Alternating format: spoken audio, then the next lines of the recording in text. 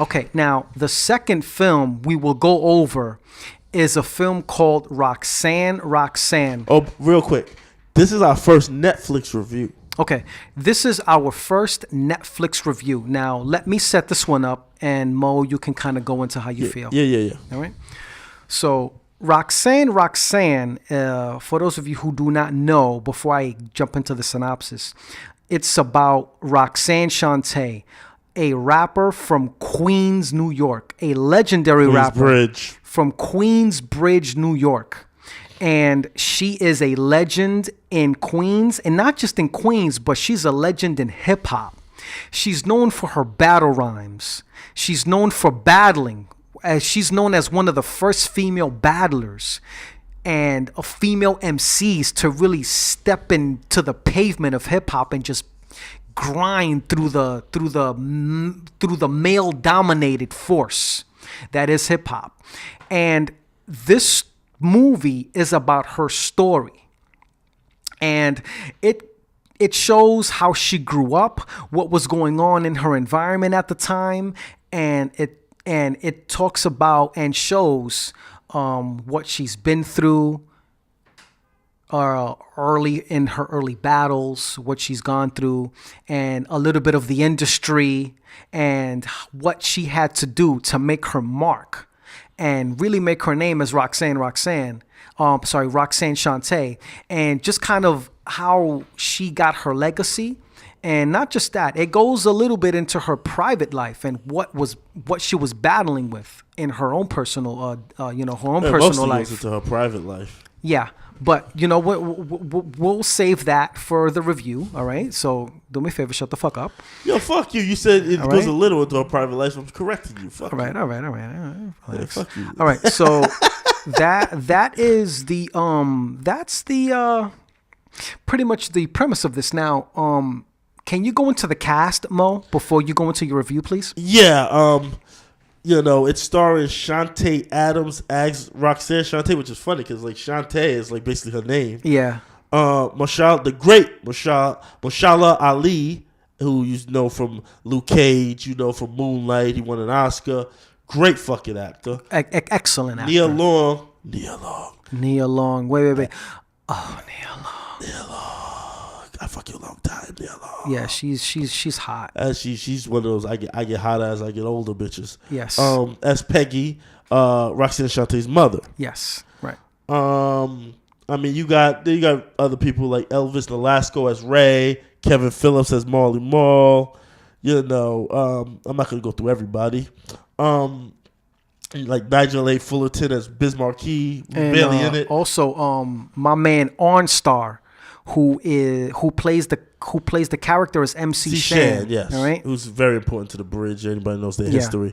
So, Mo, I'll let you take it away and what you felt on this film. Okay, let me start with the good.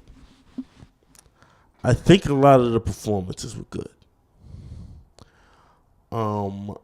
But I have some serious problems with this film. Talk about all the good first. There's not that much for me. But I like the performances. I like some of the drama they showed her. The best aspect of this film was, to me, was the first half showing how, because it made me reminisce of my own childhood. Because it showed the 80s in a very hood realistic way and not in like the ghetto violent way. They sometimes forget to show us as human beings in the hood. So like when a lot of times when people used to make hood movies or hood things, it was always just the violent aspects, the gang aspects. They show things like the one phone in the apartment with the long cord. That's something you know if you're from that era. If the phone rings too loud, or a lot of us didn't even have call waiting, so if your mom's on the phone, you couldn't even talk to your friends. That was a different era. The rotary phones, so that alone kind of, and they did a good job with that. That took me back to that era. So I definitely like that. Like I said, I liked a lot of this cast. I thought that was cool. And there's certain scenes in this movie that are heartbreaking, that I don't want to go completely into, but that are really good scenes in this film. But here's the problem. If I was born yesterday, or if I'm a young dude, and I had never been a hip-hop historian type dude, and I was like, okay, this is the Roxanne Shante movie. Why is Roxanne Shante important? That movie would not answer. It would not answer me why there's a movie about Roxanne Shante. First of all, the title is wrong. To call it Roxanne Roxanne is named after the UTFO song, not her own song. The title fucks you up.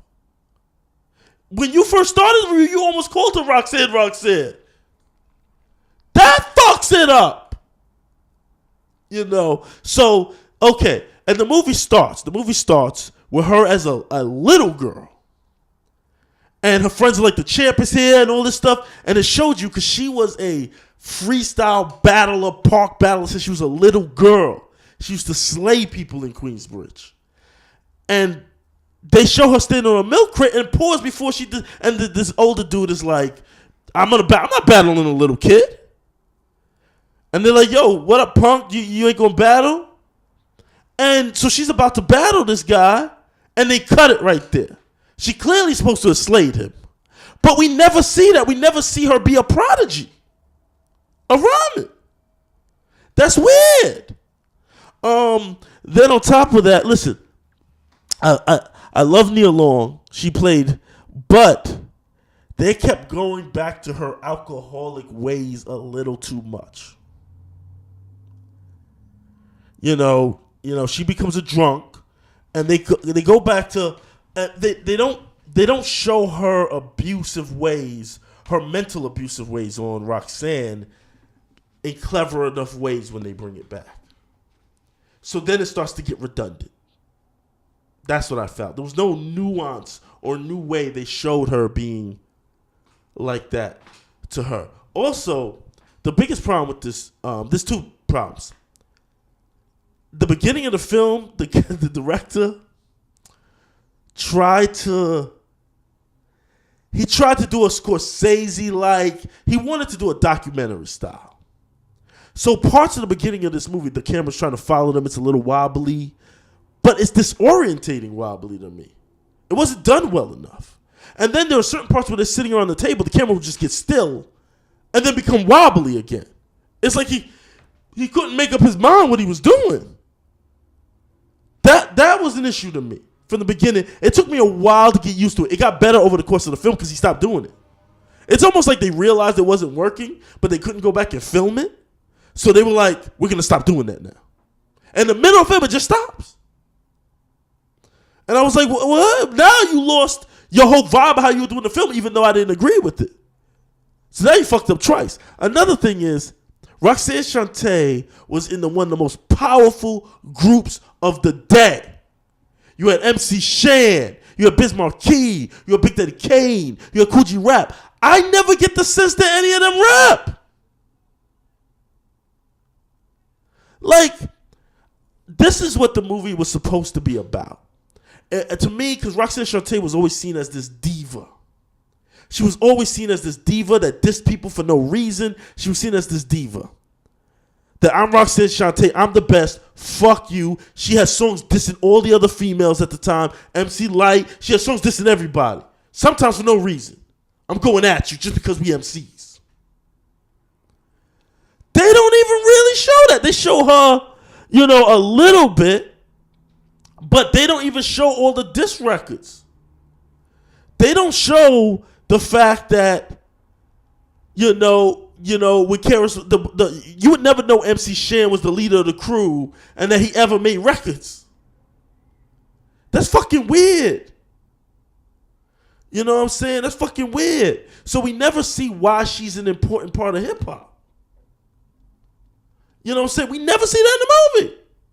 We never see, they just flash 4 years later. She's like, oh, why didn't my album ever come out? You was to show her get fucked over slowly. The script is missing chunks of history. And it irks me Because I love these old hip hop stories. I know Roxanne's story. I know the battles. I know they don't even mention Boogie Down Productions going at them. They don't even mention UTFO. They don't. They mention they mention UTFO once when she's in the studio, and it's an answer to their record. They don't mention that after that, her and UTFO got into real beef. You don't even see the UTFO characters at all. You know, they mentioned once. They don't show that there was a heat that came back on her, so she had to come tenfold after that because she started dissing everybody. It became her persona, and that might not be really her. And they try to show you hints that her persona is she's losing it, but they don't show us that she's losing to her persona over the course of this movie. And I had serious problems with that. Like they cut off so much history. And another thing, okay, we know that she knew Nas when he was young. But, you know, and she did say, I'll fuck you up. That's a true story. It didn't happen like that. It happened in the hallway. It wasn't when she's about to go on tour and he was with his friends and she said, I'll let you open for me. Potato, but it happens. Whatever. But it happens, you know, I would have preferred that he was fucking around. She said, I'll fuck you up. But here's the other problem. At the end, it's very tacked on. The whole thing where he rhymed to her name in the song, so that's how he got his skill and he made it. Because they know he's the biggest thing in Queensbridge. That was such a Lifetime movie shit to do. That did not belong. It seems so fucking tacked on to me that it's ridiculous. It really did. It just seemed like it came out of fucking nowhere. Because we gotta end it because we all know Nas is more popular and more famous. Right. So he would have never made it if it wasn't for Roxanne Shante. Let's show that. Are you done? No. Oh, I'm almost done. Oh, wow. They show her abusive boyfriend, which I get it. It shows the strength to break it. But they don't even build up slow enough on how he becomes abusive to her. Now, he does some foul shit to her. Especially at the end, there's something that happens near the end, which I thought was the most powerful scene in the whole fucking movie. But I won't give that away. But at the same time, like for instance, when Marley got rid of her, they don't even build that up properly. When Marley was done with her. You know, she was like a sister to them. So it was weird. Big Daddy Kane's not in the movie. Don't look for Coogee Rap. None of them in the fucking movie. Biz Markie beatbox at one scene. You know, this barely shows her on stage. Why should I care about... If I saw that movie and knew nothing about hip-hop, I'll be like, okay, it's an aight drama, but why does this person deserve a movie? Why should we, as fans, watch the movie? Yeah, and I should have known something was up. Because I seen an interview with her. Yeah. And she was like, well, it doesn't really focus that much on hip-hop. You know, but it's there. So she knew. And I'm like, yo, so I had problems. I had problems with the script. I had a lot of problems with this movie. Listen, there are some good parts. There are some good dramatic parts in the movie. But they're like, you know what they're like? Disjointed scenes that don't connect enough to other scenes. So it's like, if we put on a stage play, me and you did a scene from a Hamlet or some bullshit, right? And if we shoved that Hamlet scene in Pain and Gain, it wouldn't fit. It might be the most dramatic scene, to be or not to be, but it doesn't fit with Pain and Gain or with Transformers. You'd be like, that's a disjointed scene. That's how that movie is to me. Like, it has some good scenes and good acting in it, but it's disjointed. And that's what I felt about the movie. But now the floor is yours. Wow.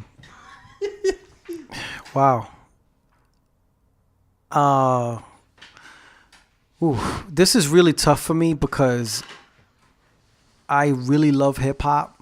I'm a fan of hip hop, and it breaks my heart to. And we're especially a fan of that era. Yeah, it breaks my heart to break down the film and find so many flaws, and I have to agree with everything Mobius just said. I mean, I'd be literally repeating what he said. So I'm gonna have to agree with everything you said, like damn near verbatim. Another thing was, I really had a problem with the director in this film. Let's start with that. First of all, why would you? I'm gonna have to agree with some of the stuff Mobius said, and I just want to repeat some of the things that Mo said. And one of them is the very beginning when she is a young rapper and you see her stand on that stool. You expect as the audience to see the phenomenon. They don't show it. To me, that's a disrespect to the audience. A huge disrespect. Why tease me like that? That's like showing a kid the best lollipop, their favorite lollipop, showing it to them, letting them hold it, letting them touch the lollipop, and then as soon as they want to eat it, you snatch it away from the kid. That's how I feel. Another thing is, you're right. The style of the filming style that this person chose, I didn't like. And if you're gonna stick to it, stick to it. You know what I mean? Yeah. And if you're gonna do that type of style, that Shield style, the Martin Scorsese style, do me a favor, do some homework on it and do it right, and do it consistently. Do it right. They should have saw that in dailies. That was wrong. Yeah. Sometimes you have to sit back and see what the audience is seeing. Yeah. I have a feeling he was one of the look through the camera directors. Because some directors direct like that. Yeah. And there's some directors, and some great directors direct like that. And some directors feel like in the chair because they want to see what the audience is seeing. Right. It depends on the director. Right. And maybe he needed to sit back and see what the audience was seeing and see that certain shots didn't work. Yeah. And I think that's the problem with that director. Another thing is, this is something that Mobius did not point out. Some of the production here and some of the effects that could have been fixed weren't fixed. For example, when Roxanne was performing one of her first shows in a club, you clearly see there's only 20 people there. Yeah, I let that go. I'm gonna tell you why. I can't let that go. No, I let it go because I just felt like I see this as a low budget film. It doesn't matter. So honestly, the reason why I cannot let that slide is you are telling me you can't get an extra 40 people. No, the place they probably rented out probably was very small. I don't know when part they shot that in or whatever. But I'm honestly, I can't. The reason why I can't let that go is because I noticed it, and in my opinion, it could have easily been fixed. Put more people in it. Pack it up a little more, tighten up on the shot a little bit, and it would have been believable. And also, that could have been fixed in the audio mixing. Yeah. You add more crowd in the audio to make a scene. You know what I'm saying? So if you would have added maybe, I'm not saying crazy, but Mo, if you would have added at least 10 more people, tightened up the shot, give me some audio mixing, you know what I mean? I agree with that. I mean, come on, let's not get crazy, right? that could have easily been fixed. Oh, there was so many other problems by then. I was so mad by then that it took like 100 years to get to the first stage show. Yeah, I mean, and you know what? I'll end it with this, and then we're gonna give our ratings. Okay. I feel like this is a 2018 version of Just Another Girl in the IRT. It's really about her relationship more than it is about anything else. I feel like there was a disconnection with Roxanne and the hip hop legend that is Roxanne. I felt like it was just one portion of her life and not the other portion of her legacy. The director did not do a good job in fusing the two. because the point is to show her struggles in her personal life and how she broke through in as the hip hop legend that she is. Yeah. There was no fusion. There was no balance between the two. There was a complete disconnect. Like I said, they lost. The movie's supposed to be she gets lost with her persona a little bit. Yes. And then she finds her way back, free from the abuse. Yes. From who Roxanne is, and free from the persona of Roxanne Shante, so she knows who she is at the end. Exactly. And the movie doesn't do any of that well. Yeah. It tries a couple of times and just fails miserably. And I'll just end it with this. The director, bro, if you're listening to this is not a knock on you, bro. I'm just saying. Oh, it's a knock. Fuck that. Get your shit together, bro. What's the director's name? Michael Larnell. Mr. Larnell, go back to acting school. I'm sorry. Directing school. Go back to directing school. In other words, choose a different profession. Yeah. That's what you said. Mr. Larnell. Become an actor. Mr. Larnell, go back to film school because you clearly missed the point of a hip hop film. What do you give it? I'm gonna give this honestly because God, it's so fucking difficult. So fucking difficult. It's difficult because there are things I like. Not a lot, but one more thing I will add. Yeah. This movie, I think one of the reasons it doesn't show her enough as a rapper, it took too long to build up her until she did the whole Marley thing and got signed.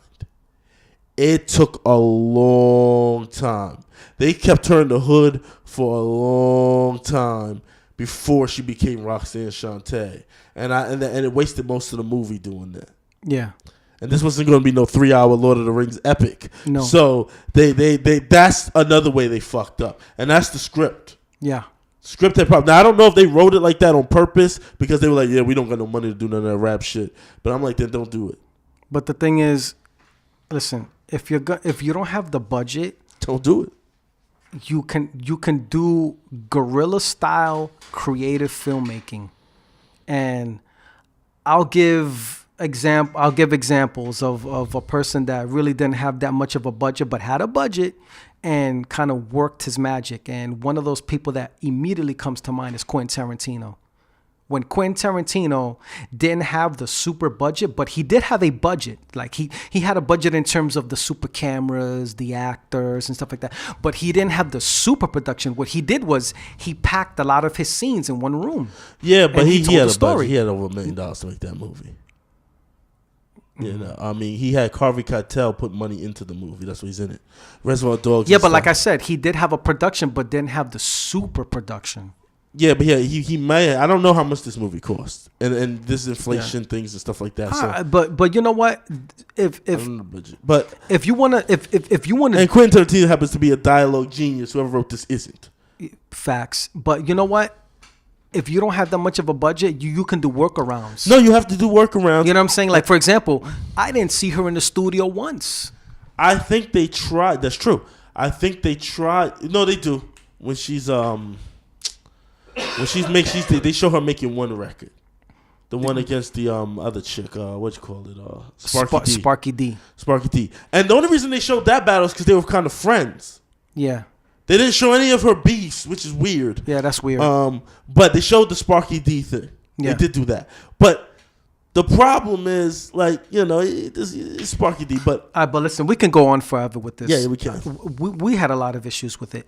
My rating for this film, honestly, and I'm not knocking it. I'm just saying it the way it is.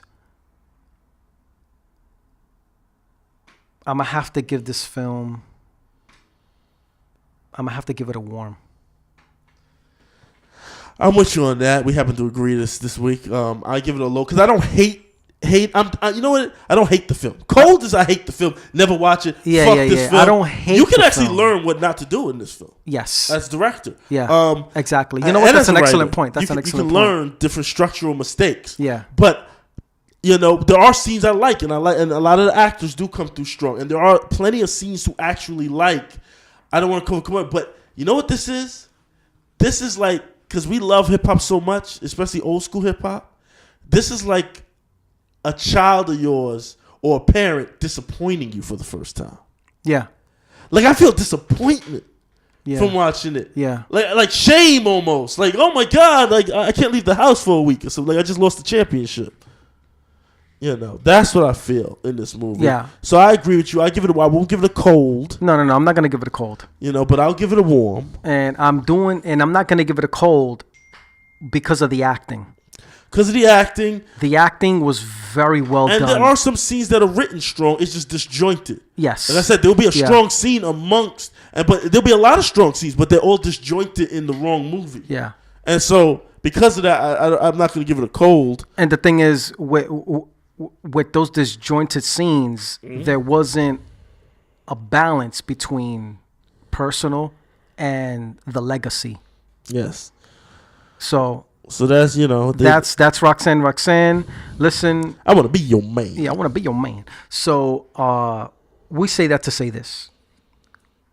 Saturday, when you come home from work, or, you know, Saturday when, you know, whatever, when you're waking up in the morning and, you know, you're on Netflix, just sit down, pop it up, you know, pop it, and, you know, you'll be all right. Like a stripper. Pop it. Yeah, Pop it. pop it. Yeah.